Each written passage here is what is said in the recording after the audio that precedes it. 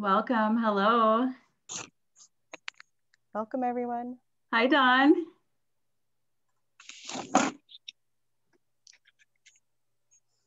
All right, we will get started.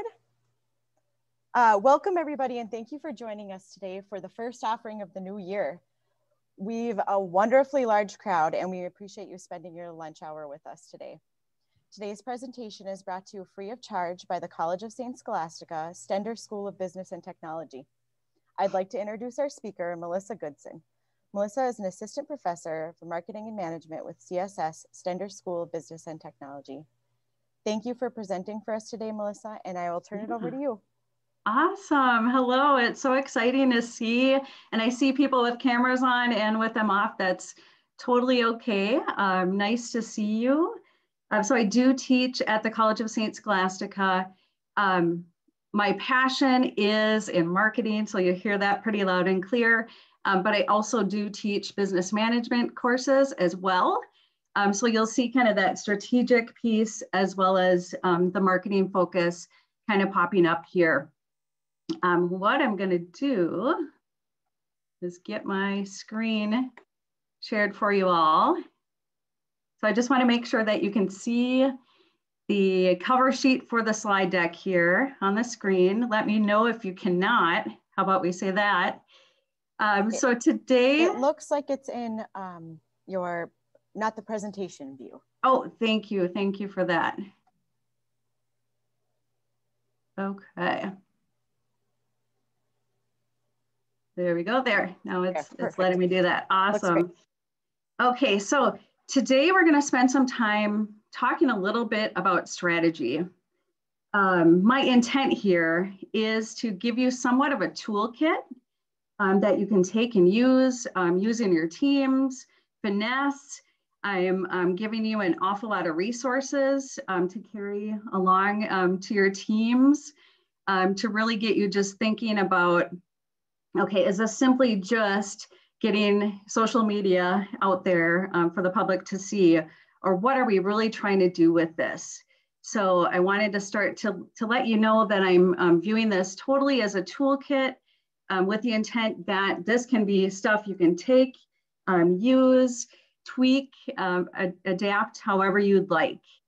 What I'd love to let you know is that while social media is not my total focus at the college, it is something I'm very passionate about. It is something that I feel like my undergrad marketing students need to at least be able to adapt to an environment where social media is part of the marketing toolkit that they'll use. And a lot of my foundation comes from the National Institute for Social Media. So I wanted to be clear about kind of where that strategic mindset comes from. And I do encourage you to take a peek at the National Institute for Social Media because they have a ton of great free resources, and they're a great resource for everyone, newbies to those who are just really, really seasoned professionals.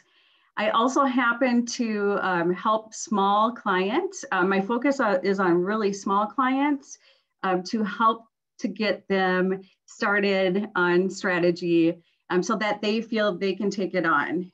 So they don't have to have me that entire time working through the projects, but they have some tools and some resources ready to help them move through digital marketing strategy overall with a focus on social media. So originally, my work and my passion started with mass communication, which ties in really well with social media. And I just wanted to point out that when you look at newspapers, they have completely shifted the way we consume information, right? If we get it delivered to our doorstep, if we don't, what it looks like in an online experience. And I would give a lot of props to Star Tribune because they've really helped me to get very passionate about this topic. And in a way, I think social media has definitely made them adapt and think about how they are showing up and how they're sharing news. So another lens that I bring to this is that news approach. as a framework. Another awesome experience that I've had in terms of social media, and I do see that I have one of my wonderful colleagues on the call, so thanks for being here, was Valley Natural Foods. So this was a great opportunity for me to lead a team of marketers, wonderful marketers for a small business, and really focus and test out great things about social media. So I'll share some of those examples along the way. But this is who I am, in addition to being a very passionate educator. So why social?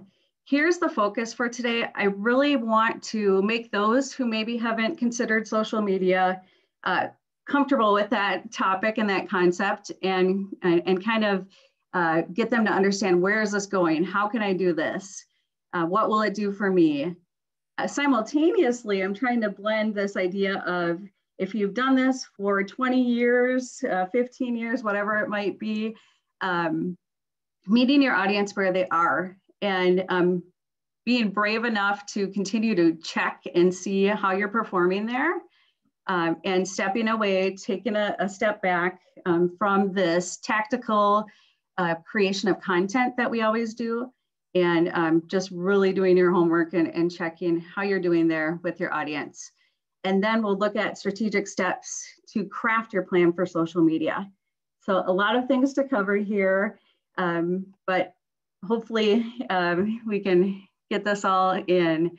I love this resource, Pew Internet Research. I happen to be somewhat of a data geek, and as we look at the data here, it's pretty clear that Facebook has done an amazing job. As you look at all these channels here where people show up on social, this is the percent of US adults who use these particular platforms. So this helps us to really understand where we need to be, right? If we have this idea of wanting to be on a social media platform, typically it's going to make an awful lot of sense to start with Facebook. I think as consumers, we're all fairly comfortable with this idea of Facebook, right? We can either love or hate it, depending upon how we use it. But just thinking about my students who show up in the classroom, they're not fans of Twitter, they are not fans of Pinterest, but guess what I make them do? I make them go check out those platforms. So if you kind of have those same feelings, it is okay for you to go and take a look at those platforms, work through those feelings, but think about it from the audience's perspective.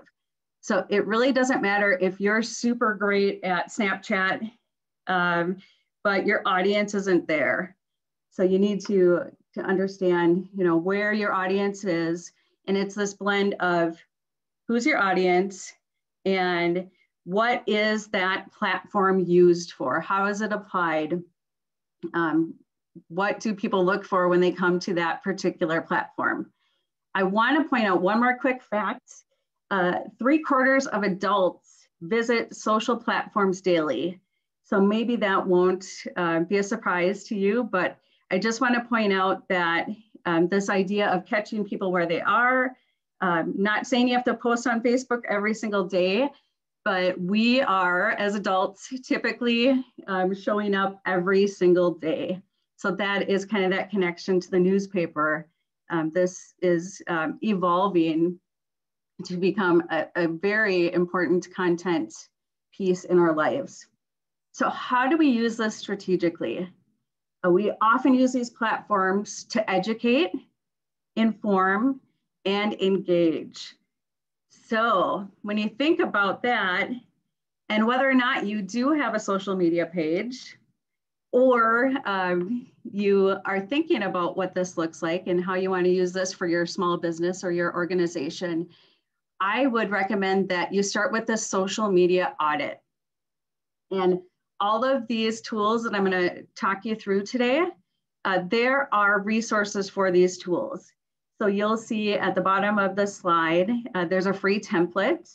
Hootsuite is one of my favorite resources. It also happens to be a tool. So knowing that a lot of these tools are trying to be helpful in offering different resources. You'll see a whole bunch of tools being shared here. Take them, research them. It doesn't mean you have to use them, but it's worthwhile looking at these things. So starting with this audit, take a peek at your social media page. Review it. Do an honest look at how things are going. If you don't already have a social media page set up, reflect on your audience and think about what the future social media page should look like. What kinds of things do you want on there? What kind of posts are working? You can use this in both ways if you have a page or if you don't. What kind of posts are working the best to connect with the audience? So you would find this out if you don't have a page by looking at other pages, your competitors' pages, to really see what's going well. I have a couple local options to share with you. So I'll show you what they're doing and how that seems to be performing. Also looking at user engagement. What are the behaviors that are happening on those platforms? Evaluating that, deciding if this is performing the way you want it to, and then looking at those results overall. The beauty of a lot of these tools, if you're already doing this, you will know that the business accounts already have those results and the metrics inside. So it's easy to track results. That's one of the things we really love about digital marketing overall. We can go in and look at ROI. So I'm not going to focus on ads today, but I want to just kind of have you consider organic reach of posts, meaning content that your team comes up with to see how those perform. Then decide on changes for improvement. So you'll see that template that I told you about there. It is a social media audit template. I would suggest that you take that, peek at it, and see how you could best implement that as a start to this social media strategy roadmap. After you do that, now this feels like a lot of heavy lifting, and I know that, but I want to let you know that once you get through this, especially this part, it will feel like you have this plan of action and you're working through it. So the rest of our conversation today is going to focus on this particular creation of a strategic social media plan. So you'll see as we're looking at the different elements of the plan, I'll be showcasing some things for you to consider, starting with create objectives. So I want to set the stage for what this will look like. Whenever you think about strategy, here's where I want you to go. I want you to think about your organization's strategic plan. All of this should tie back to that strategic plan. Even more so, I would say it has to be on point with your mission, vision, and brand overall. This is an extension of you as a marketing team. It is not just sharing stuff to friends and family. It is the voice of the organization. Not that friends and family can't be included in that. You want them to hear your message too. But this is very, very much a view of your organization. So I will let you kind of peek at the elements here that we'll look through. So we'll start with create objectives and think about how we can move through. And again, these are just examples. So it might not make sense for your organization to be super focused on awareness. You might be more in the stage of, boy, I really need to drive loyalty. I need to make sure I get repeat visits and have that engagement be a little bit more consistent with that target audience. So depending on your objectives overall, that could certainly shift. So here's another kind of idea I want to have stick in your heads. Social media is not just an add-on to your marketing. It truly is this place for conversations to happen. So as you're thinking about the objectives, what kind of connection do you need to make with that audience? Often informing the audience is what we're really good at and what we do. Education is a big piece of this too, which is why I happen to be a big fan of social media. Yes, sometimes selling happens too, but think about it this way. Your brand has a personality. So your brand is setting the stage here for who you really are. Your social media content helps that personality come to life. And really, how do you do that? It's by talking to people.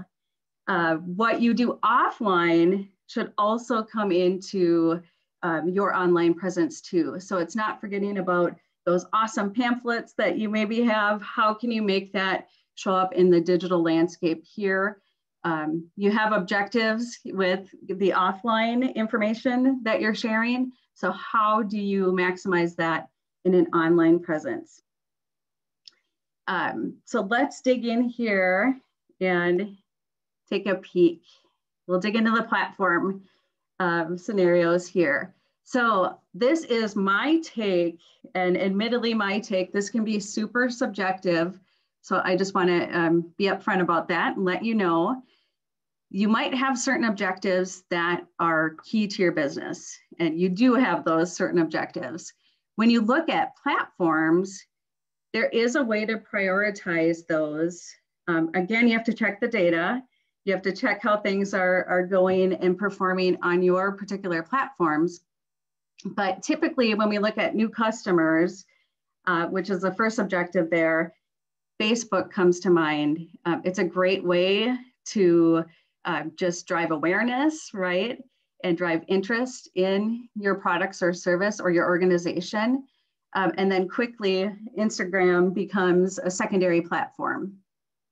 So as you're looking at all of these objectives, you could think of this kind of as a sort of a bingo card, I guess. You could take and move things around depending upon what your objectives are and how you prioritize things. I think the prioritization of content to match up with the platforms and your objectives can sometimes feel a little bit overwhelming. So taking the time to list your own objectives and then the different platforms that make the most sense for you and that you see would make an impact is just a great way to visualize and to see how you're going to meet particular objectives with the particular social media platform. So it's kind of that matchup overall. Who will you reach? This is where the fun comes in, right? So when we get new followers, we can think of them as new friends that are coming to the table. This is all about the idea of segmenting your audience, looking at demographics, psychographics, social media usage, looking at those Pew Internet Research charts to see overall. I have another printout here that I'm happy to share some of these resources. You'll see in the slide deck, I have a library of a lot of different handouts and places for you to go look for information. But Facebook, YouTube continue to be the most widely used online platforms among US adults. So 73% of adults say they use YouTube, which is not a shocker in a way, right? But you'd be surprised as you look at the numbers with baby boomers who are looking at YouTube for how to DIY type stuff, home improvement. I think with the pandemic, one of the most exciting things to see, if we can see a glimmer of excitement out of this whole thing, is how organizations have adjusted to reaching us, to communicating with us. I know my favorite yoga studio, Duluth Yoga. I think I saw Duluth Yoga come on. I was able to do some Zoom in-person classes as a result of that. Not being in the studio, but knowing that there are options and having them explain those options via email, via the website, and on social media to keep me up to date has been so helpful.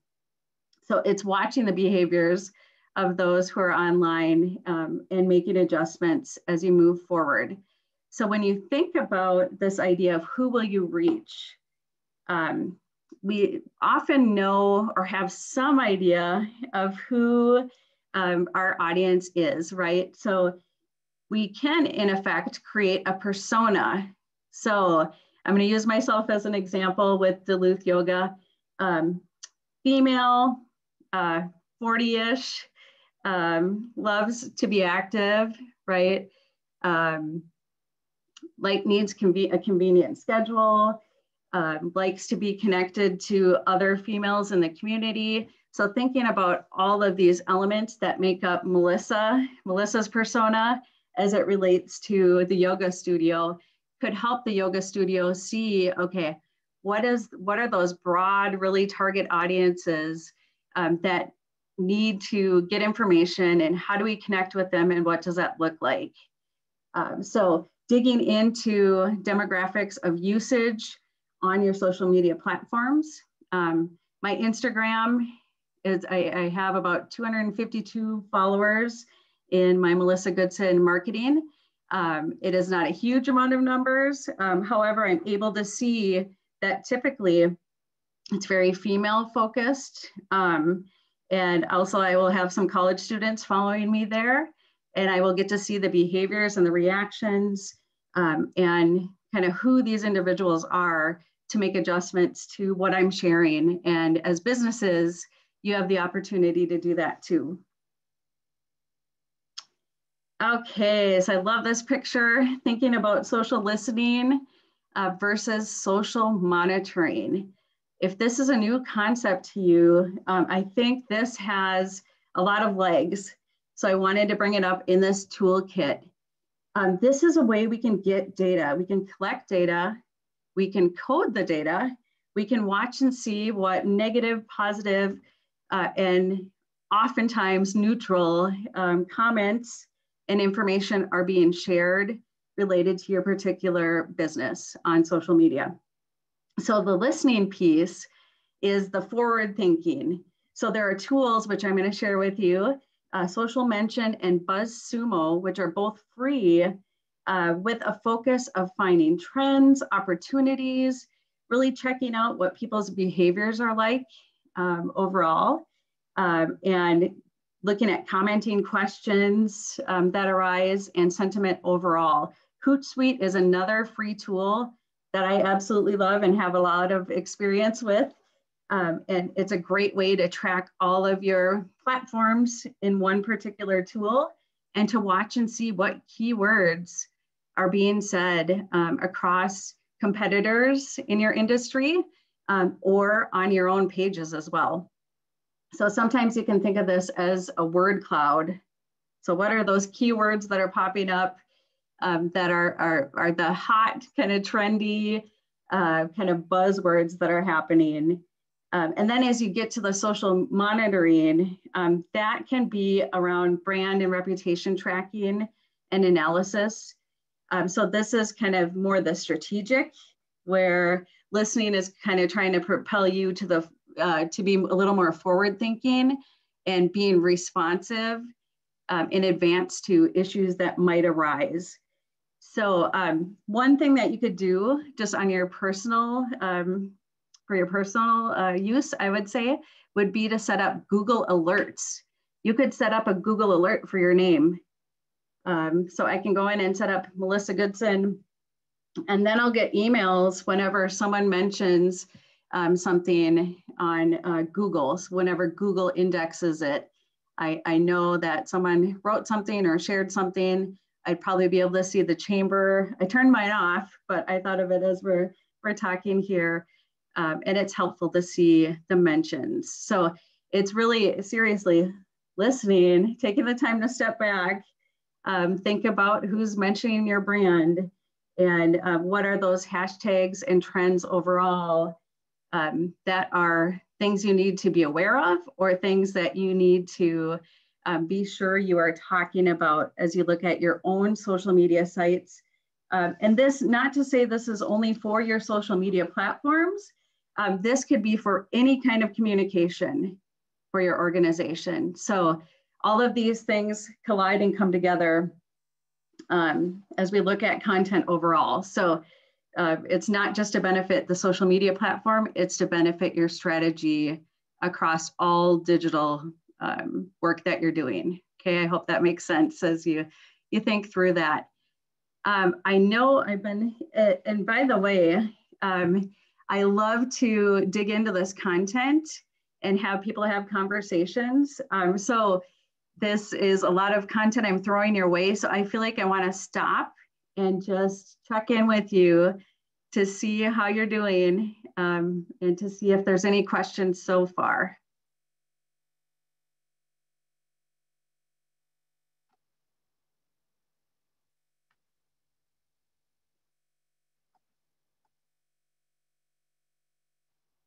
Okay, no questions so far? All right. Oh, Bailey, were you going to say something? Nope, I was just going to say there weren't any questions in the chat. Okay, all right. So let's look at platforms.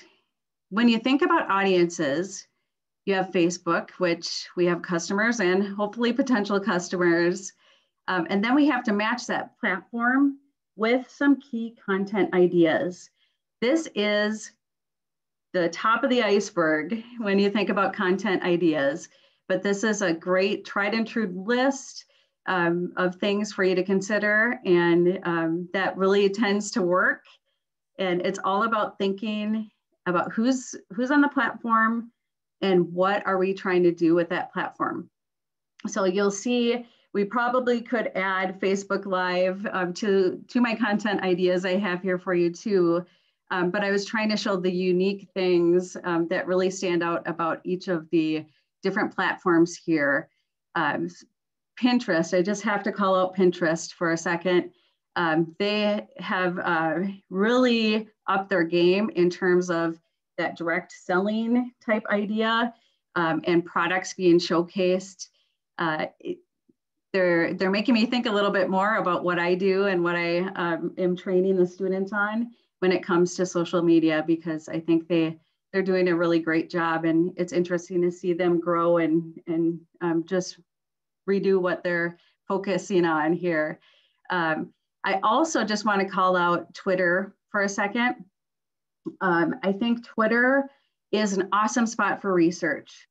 So if you want to search any keyword under the sun, just go do a Google or a search on Twitter, put that keyword in the search box, and you will just find so much information. You'll find people to get connected to. I use it as a research point. It helps me to connect with fellow professors, experts in the industry, and media, honestly, is another great connection there. So this is kind of the PR in me, the public relations side, using Twitter as a tool in that way to really connect and share updates along the way. So I know some people feel really intimidated by Twitter, but as an organization, I think it's a great connector of people inside industries doing some pretty cool things. So conversations in threads, making use of those, using the poll feature. There's a lot of cool things to do as you look at Twitter too. So feel free to use this, use some of it. Think about additional things like Facebook Live that would make more sense for some of the things you're trying to do. Facebook groups, I think, is just another powerful tool to think about. So it's getting in there and collecting a group of people together and having really great conversations and sharing. So don't forget about that when you look at Facebook too. Okay, it's not letting me advance my slide. I'm going to stop sharing for a moment.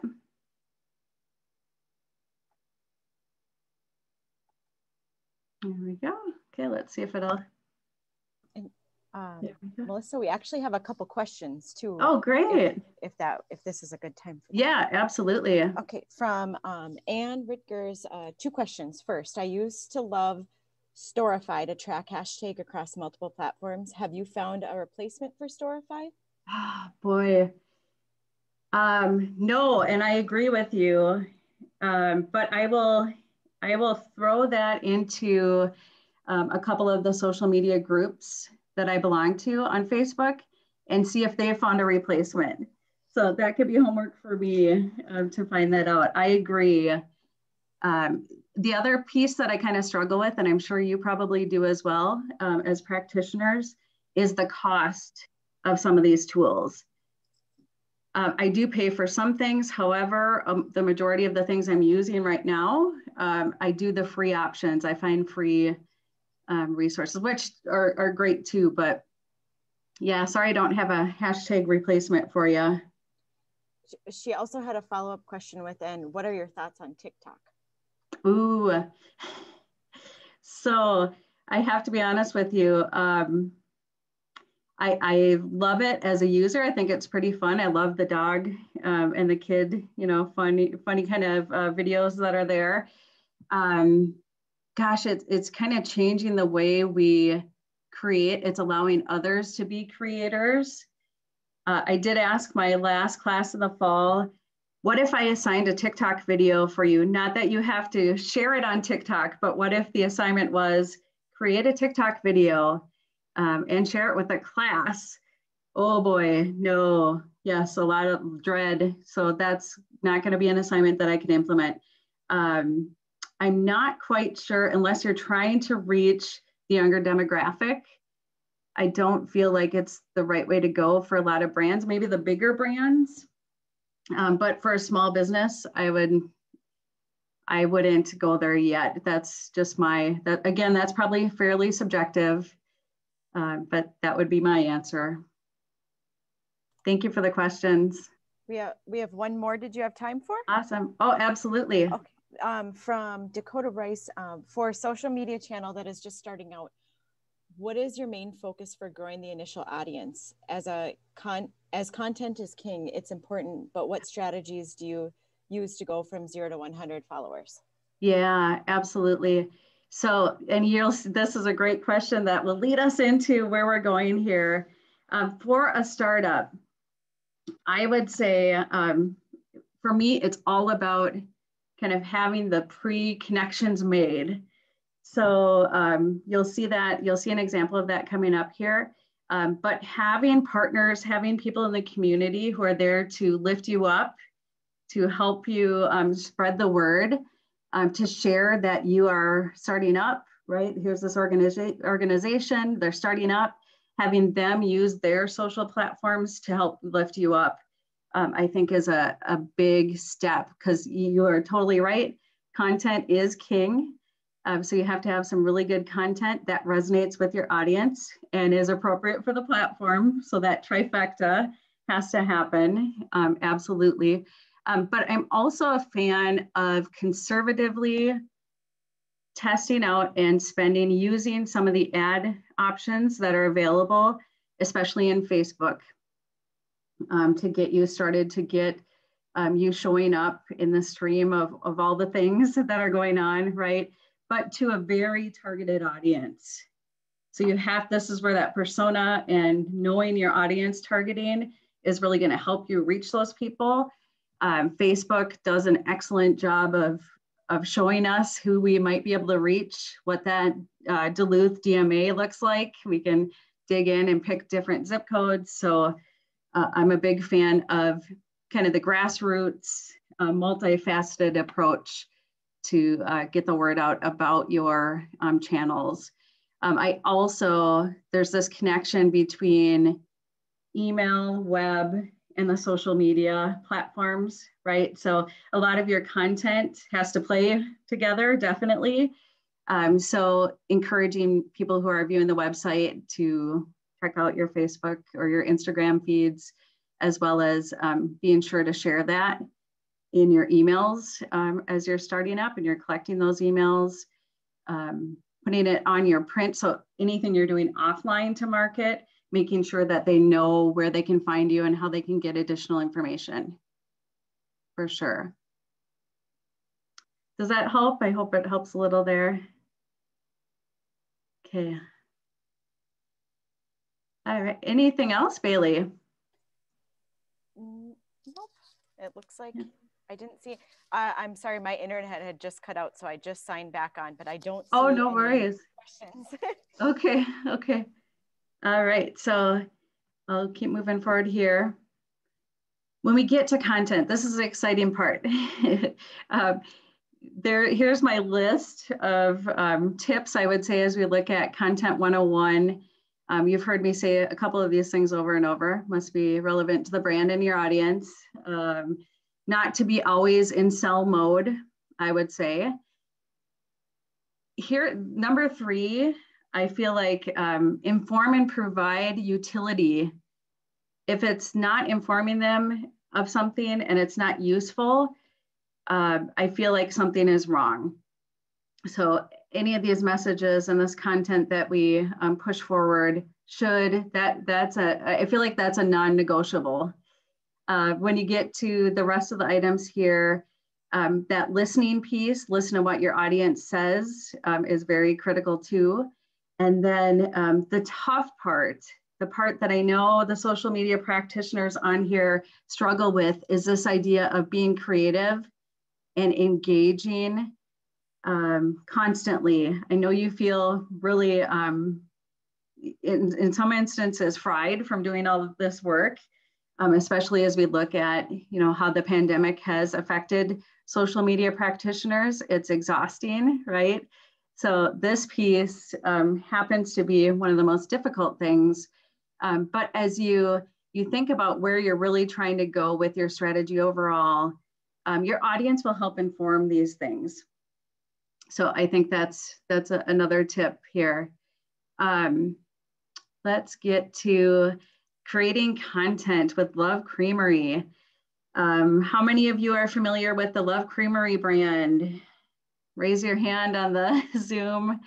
I'm going to be honest with you. This happens to be the work of one of my grads. So Cece, I told her, I saw her on the cross-country ski hill yesterday. I told her I was going to tell you about Love Creamery and some of the cool work that they're doing. I want to point out a couple of the things that just caught my eye right away. If you go to their Facebook page, which is on the right-hand side, there is a video playing. So this is people walking inside Love Creamery to get their ice cream. And it's a pretty cool video. It makes you feel like you're there. And I think part of this is, showing that belonging, showing where we'd love to be right now, and maybe sometimes we can't. It happens to be, something that's timely here as we look at the new year. I know that's really hard to see on the left-hand side, but it says, "Thank you, Happy New Year," with a very simple picture of ice cream. I'm pretty sure it's the peppermint, white chocolate peppermint ice cream, which I loved. And then up on the top there, I know you can't read it, but it got hundreds of likes from their page. And it's a beautifully written, simple letter from the owner of Love Creamery. So something as simple as that. Nicole Wild is the owner of Love Creamery. She does amazing work. And she also teaches at UMD. So she knows how to market really well. But this really captured a lot of the audience's attention. Any ideas on why? Why would a letter from the owner garner this much attention? What do you think? Looks like someone chatted there. Yes, Naomi, absolutely. Human connection, for sure. And she's sharing some of the pain of the pandemic and how this has been sort of a difficult year, right? So it's genuine, it's authentic. It is, being honest and showing the brand. It's showing that human. And you see humans all over the place, and a lot of humans happen to love ice cream. So when you look at what they're doing, I think they do a great job. And they're trying to put out a lot of original content, which I think is pretty difficult, right? But you'll see an example here where they're talking a little bit about a partnership and a collaboration, which is also exciting. So one of my favorite local options here is this group, this organization. Okay. Oops, I clicked too quickly. Here is another favorite of mine as we look at social media in the Duluth world. Not that others aren't doing really great things. I don't want you to think that, but I know Jane over at Glensheen. I happen to be, I just became a member of the mansion. And that is something that I probably wouldn't have thought of before the pandemic. But I was very active and participative in all of their outdoor events and mansion tours and activities with my kiddos, my 6- and 7-year-old. So when we're looking at the target audience, I already know that Jane's target audience and Glensheen Mansion's target audience is me, a mom who hails from the Twin Cities area. So all those Twin Cities moms that might be on here, Glensheen is trying to get you. They want you to come and check out how cool this house mansion is. You can tell I'm a huge fan of all that they do. Again, this is really user generated. We have Dan, who's the executive director, who is out there all the time on Facebook Live, and people love it. He's showing us the coolest things in the mansion, sneak peeks of things, and we just, I being the target audience or one of the target audiences, happen to just love this stuff. I think they've done a tremendous job of going to massive amounts of connections. And I know that they do an exquisite job of connecting with the local media. So you'll see some of these pages where they are connecting with KBJR6, or they had a USA Today contest that they were in. So they took the opportunity there to expand, and a lot of their followers and connectors are outside of Duluth too. So it's not just all focused on Duluthians or Twin Cityans, but it's making this mansion being seen across the nation. So as we look at them competing with Elvis Presley and Graceland, they are doing a great job here in terms of communication and connecting. So they do some curating of content too, but a lot of it's really showing you the inside scoop of the mansion, right? Providing community in a way. It's entertaining to see historical pieces here, right? As we look at all things inside the mansion. So that is a quick look at how both Love Creamery and Glensheen happen to do some cool things on their sites with content. Here is another connection. So I told you I'm a huge fan of just making the connections and looking at partnerships here overall. This is the gardener at Glensheen. So she's Emily, gardener Emily. She is going out on an excursion, like taking a long time to go with her dog and make a trek. She also happens to be the gardener that grows some of the goodies that show up inside the ice cream. So I think Love Creamery is doing an awesome job. And I would say Glensheen too, of collaborating, kind of the co-branding, sharing stories, making those human, again, it is that human local connection that is of interest to us all. It helps us feel a part of this, right? As we're looking at what they're up to here. We have all right. Question. Yeah. From Gina, how do you get new Facebook users to organically find your Facebook page? For instance, Instagram uses hashtags. Yeah, yep. You can, so when you look inside Facebook too, I think something we forget about is that a lot of people use search. So you can search inside Facebook too to find out information. So how they're going to find you organically on Facebook is going to be by typing in your business name if they're aware of you inside, or there has to be you know, some content there. For instance, I just was searching for, I was searching for something quick, cross-country skiing. It must have been inside Facebook, because I'm newish to the Duluth area, and I'm very new to cross-country skiing. So I typed in cross-country skiing, and then I was able to see pages that were connected to different groups, and then local organizations here committed to cross-country skiing. So that was a great way for me to find them. And I think a lot of people are doing it that way too. So making sure that you have descriptions, and that your page is labeled the way you want it to be, I guess is the word that I'm looking for. I think that will help. So going in and doing a search inside Facebook and seeing how you show up, I think would be a good starting point. Okay.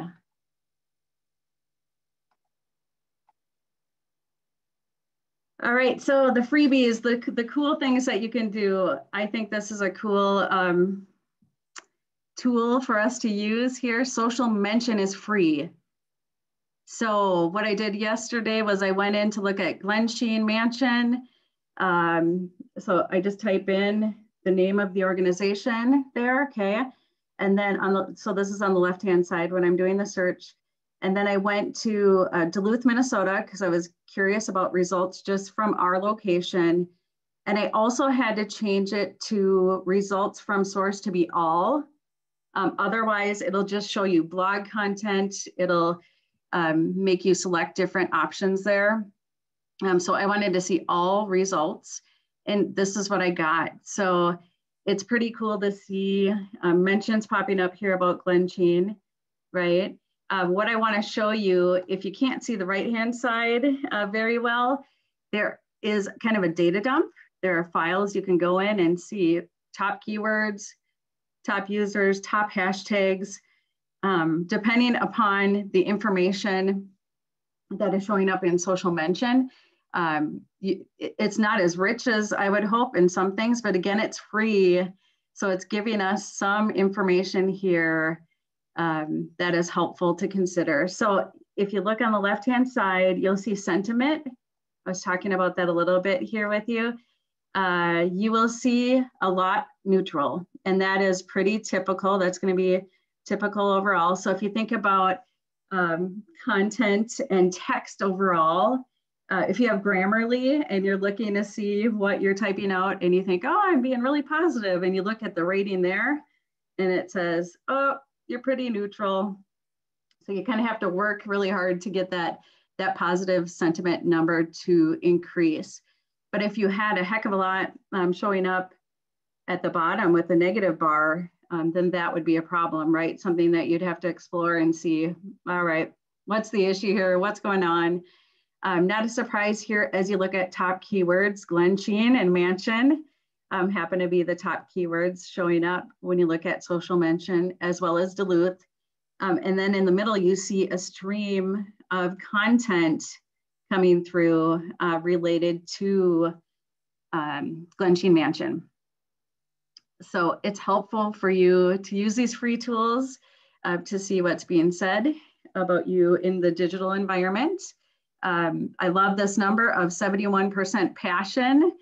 So that shows me that there are some great things being said about Glensheen overall. So a great tool, again, free. And I have one more free tool to show you here too. This happens to be used a lot by fellow professors, I would say overall. However, I think it's very helpful for organizations overall. They do have bells and whistles that you can add to a lot of these free tools in some ways. Hootsuite also has the free option, and then you can add on additional things to help you. But as you look at Glensheen again here on BuzzSumo.com, then you see this awesome analysis on the right-hand side. that will show you, okay, what did engagement look like? So I feel like I'm snooping on them, and Glenn Sheen, this is not meant to be snoopy, but this is looking at Facebook engagement. You see the pretty good numbers there, right? You see shares on Twitter, Pinterest, Reddit. So it's not popping up on Reddit, really. And then you see those total engagement scores. So you can dig in and get more and more, but this kind of shows you an overview of some of the top pieces of content over the last, past 6 months. So there are a lot of options to go in and find some cool connections and information about the work that you're doing for free. So as we look at social media conversations overall, here's what I hope you take away. This is really about creating community. I'm super passionate about small businesses and showing how these conversations can take place. It is tying these key elements in related to the organization's strategic plan, this idea of what the brand is really all about, personality, showing that creativity, as well as tying into the offline marketing. This is all important as we look at how we develop these conversations, how we moderate them, how we kind of shift the tone in conversations too. So it's if someone's being prepared for someone to be negative and being able to squash that right away on the platforms is important. But when it gets down to it, it's really thinking about how am I going to make this community happen? How am I going to engage them in conversations? Looks like we might have a question popping up here. Okay. Here we go. Measurement. This is sometimes people's least favorite thing, right? But we need to know how we're doing. We need to know what needs to change. So looking at some of these metrics overall will help us really return to this idea of objectives. How do the metrics align with our objectives? That's a key point that we need to really understand. How easy will it be to collect the data? Do we have our analytics hooked up? Do we have other tools and resources that we can use to get a glimpse at how things are going with comments and actions and mentions and all of those things? I really think that a big piece here too is how will these metrics help with future planning, future decision making for the organization overall. So it's not just about how am I going to decide what's going to show up on social media? It's how am I going to use this information to grow my organization, to shift things that I'm doing on other platforms as well. Hootsuite again, I keep calling them out. And it's HOOTSUITE. Those of you who are seasoned are very familiar with it, but they happen to have some great features for a free tool that is worthwhile checking out. Okay, whoops. There we go. Okay, yep, I did get back to so what I want to show you is I pulled together some information here. Here are the Pew research resources. I also included a couple graphs inside this document for you. This is all about handing you some tools so you can dig in and just really find out what's working best for you and how you can use these in your planning. Here is the social media management tool list. These happen to be some of the key items that I hear about over and over from industry professionals. So I wanted to share this list with you. You will also see that Buffer and Sprout Social have a ton of great information overall as you're looking at how you manage social, all things social media. I want to put a caveat here as it relates to best times to post. You'll see two slides here. I want you to take this with a grain of salt. This is kind of overall really, really broad across all users. These are the best times to post, best days. According to that data, you'll see some reports that'll look a little bit different, but I think it's worthwhile to peek at this and check to see what your users are doing. Is it consistent? Here's Twitter too. So again, with a grain of salt, but something to at least get you started. If you're not yet on these platforms, you might not have thought, oh, when am I gonna, what time should I post on Twitter? Here is kind of that directional information for you, okay? A couple other things. So I told you I was gonna bombard you with some free templates. You will find that social media, when you look at the how-to guides and textbooks and resources, it's all about giving you some free templates, which I'm on board with. Here is one for social media content calendar. I want to warn you, it is extremely robust spreadsheet. I have simplified my version in terms of what I'm expecting my students to do, but it's cool to see kind of the amped up version to figure out how you want to take it and use it for your own purposes. Okay, so I encourage you to look at that. It's a way to organize your content ideas and to get them placed into the days and times that work best for your organization to reach your audience, okay? And then I also would love to connect with you. I love to talk about social media. I love the resources in town. We have the social media breakfast group that I've, went to before, pre-pandemic, I would say. We have a lot of just talented marketers in the Duluth area and the Twin Cities, and it becomes this community together. This is not what I'm doing day in and day out. It happens to be a passion and something that I do love to do. So I try my best to stay up to date on content and information. So I'm definitely here to share and to compare and to talk shop anytime. So those are my handles and places you can reach out. You do get a copy of this presentation. So if you look in the chat, you'll see that there. I also have one, because I wouldn't be a teacher if I didn't do this to you. I do have one worksheet that I'm sharing with you as a way to think about how do you create that really great content.